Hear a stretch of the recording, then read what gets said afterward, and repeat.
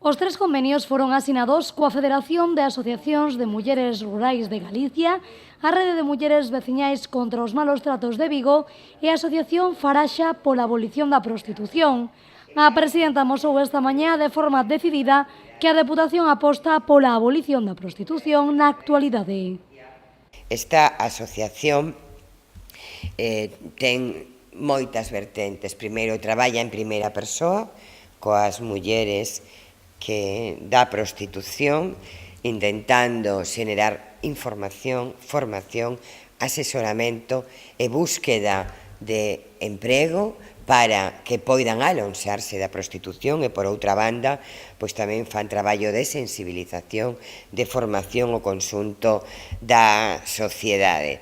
Nesta Deputación de Pontevedra, o Goberno da Deputación está pola abolición da prostitución. Hoxe que hai algúns debates que falan da legalización, nós estamos en contra. Uns convenios que sumaron un total, os tres, de 26.000 euros e que a presidenta asinou na compañía da deputada da Área de Igualdade, Isaura Veleiras. Por lo tanto, temos firmado estes convenios con estes tres colectivos que van a permitir, pois, por unha banda, xenerar espacios de igualdade para as mulleres e, por outra banda, loitar contra as moitas violencias, incluso escravitude, que aún sufren moitas mulleres, increíblemente, en pleno século XXI. Un deses convenios achega 6.000 euros á Rede de Mulleres Veciñais contra os Malos Tratos de Vigo pro desenvolvemento do programa Camiño ao Bo Trato.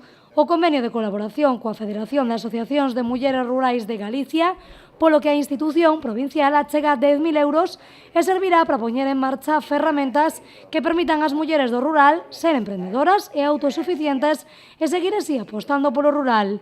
Carmela Silva, por último, tamén asinou este convenio coa Asociación Faraxa pola Abolición da Prostitución, no que a Deputación inviste 10.000 euros para que continúen co seu traballo coas mulleres que exercen a prostitución, con asesoramento, información, formación e busca de emprego.